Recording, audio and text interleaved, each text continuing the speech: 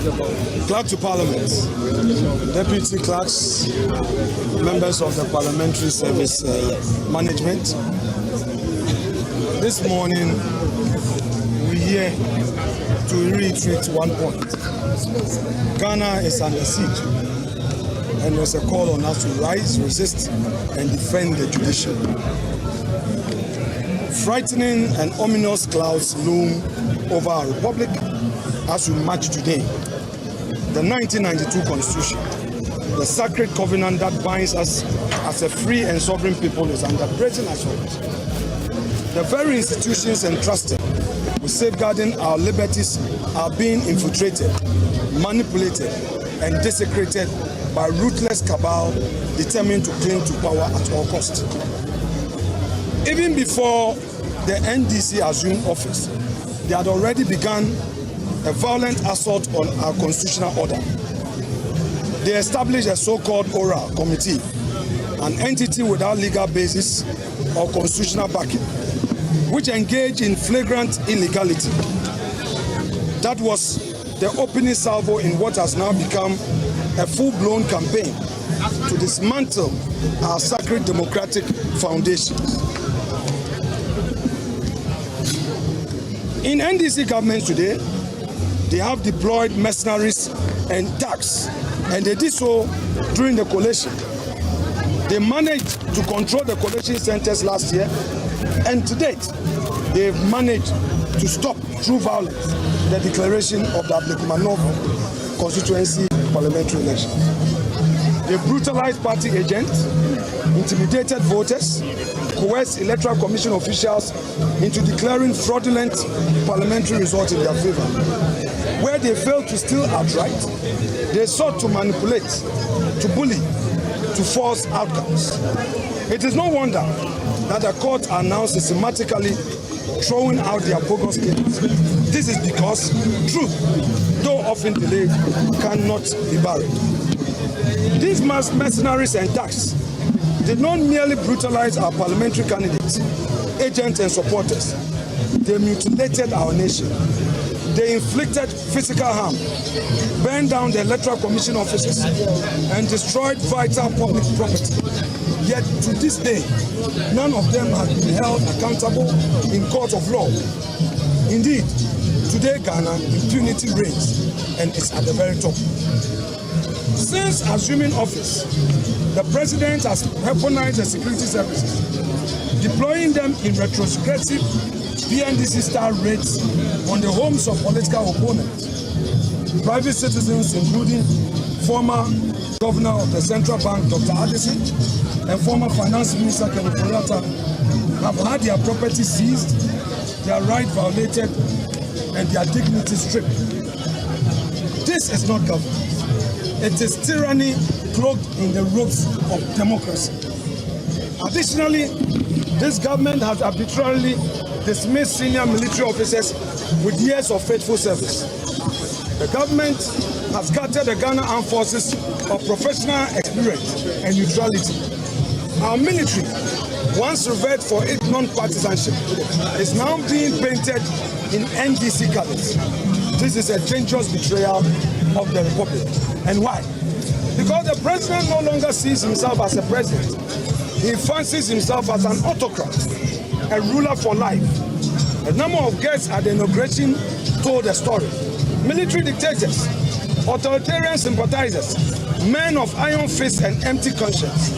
And as if to erase all doubt, the president donned full military regalia at a recent armed forces event, parading as a commander of the nation he plans to subdue, not to serve. His every gesture speaks to a sinister agenda to break the constitution and amend it and prolong his grip on power, abetted by a judiciary he is desperate to capture. In other words, the president is looking forward to using the judiciary for a third term. This explains the relentless siege on the judiciary.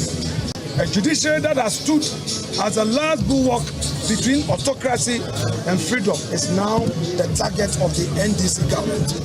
Today, the Chief Justice, Gertrude Tokonu, a distinguished servant of this republic, is under siege. the head of the judiciary, is being dragged through a sham process of removal from office, engineered by a desperate president and a rubber stamped by a toothless, failed Council of State. Their goal is not justice, it is intimidation. It is a warning shot to every judge: obey or be broken. They do not seek a judiciary that upholds the law. They seek one that bows to the will of a dictator, President Mahama. A bench bent to serve power, not principle. I repeat, a bench bent to serve power, not principle. They seek to install kangaroo courts and the democratic facade. What is happening is no accident.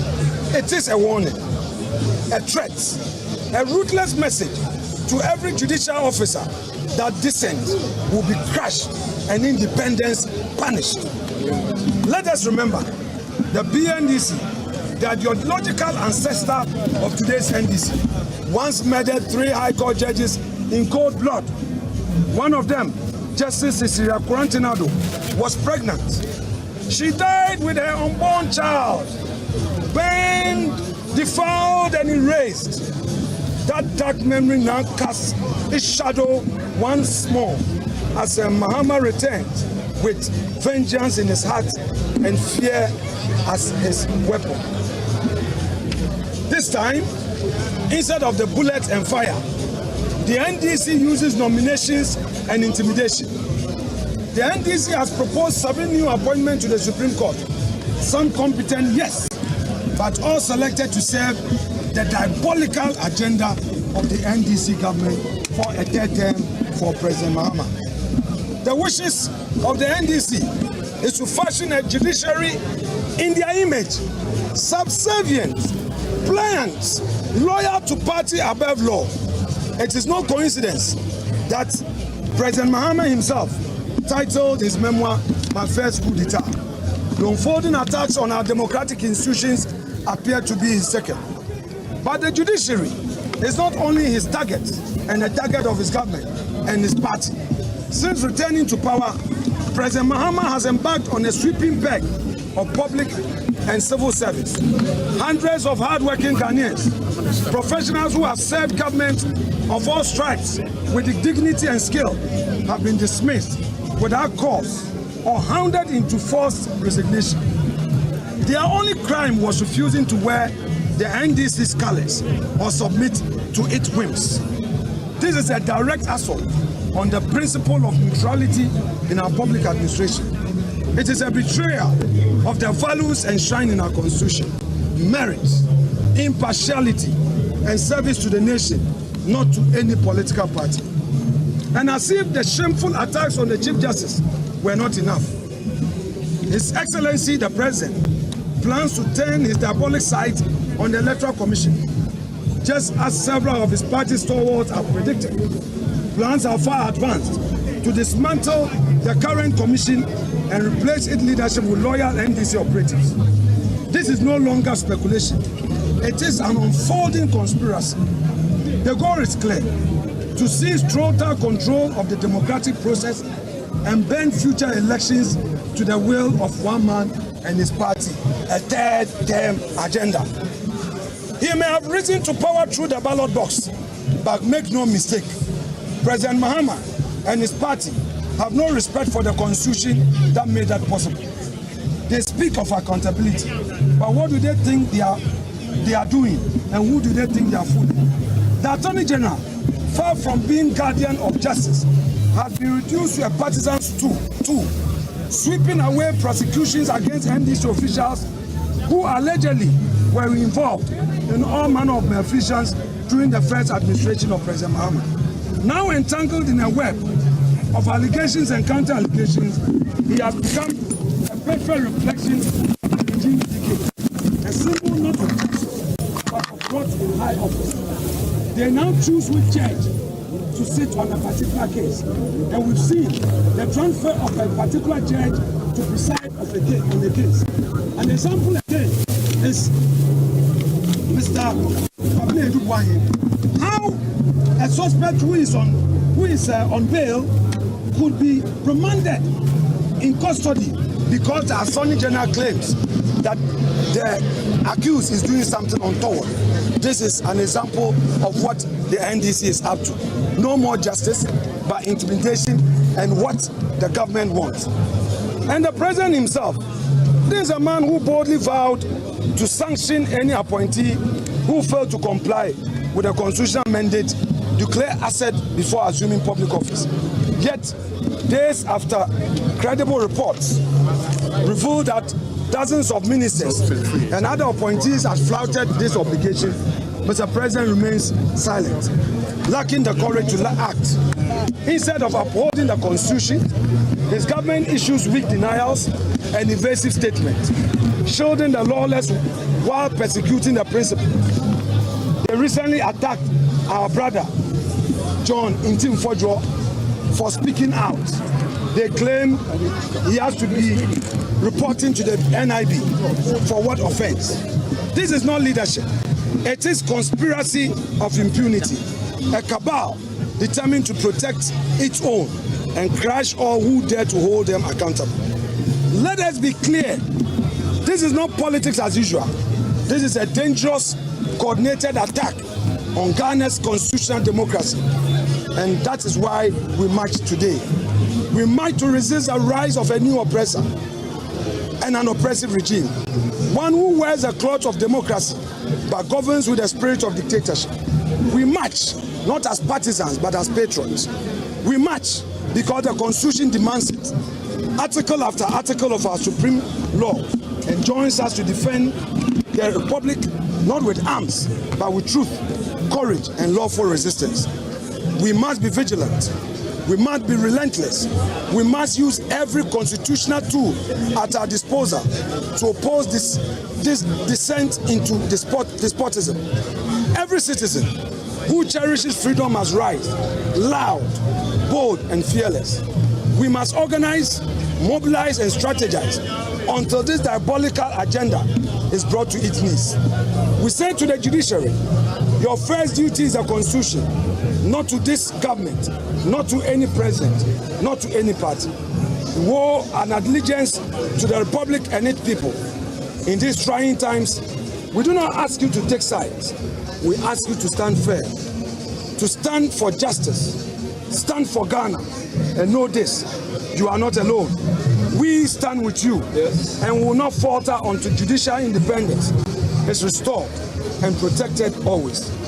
Let history record that in the darkest of times, we did not cower to the whims of a despotic ruler and its government in a democratic attack. Let it be said that when Ghana's democracy bled, we did not look away. We stood up. Yes. We fought back, yes, with valor, yes, and reclaimed our republic. May God bless our struggle.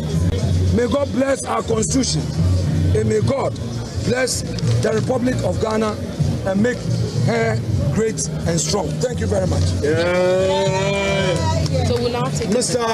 Clerk to Parliament, on behalf of the demonstrators, the petitioners, and all patriots who have gathered here today, I place in your hand our petition. This is the second for the day. The first was to the Judicial Secretary for onwards transmission to the Judicial Council. This is the second to another co-equal arm of states, an equal arm of government, Parliament. Receive it to be transmitted to the Speaker for further deliberations on the floor of the House. Thank you so much indeed. And we promise one more time that this is going to be a peaceful demonstration. No violence intended. Thank you so much. Thank you very much. Myself and my colleagues have received the petition on behalf of Right Honourable Speaker and will accordingly transmit it to the Right Honourable Speaker for appropriate action. And let me assure you that we will do the needful on our part. Mr. Speaker is the Speaker of the House, and I believe we will also do the needful. On that note, we thank all of you. Thank you.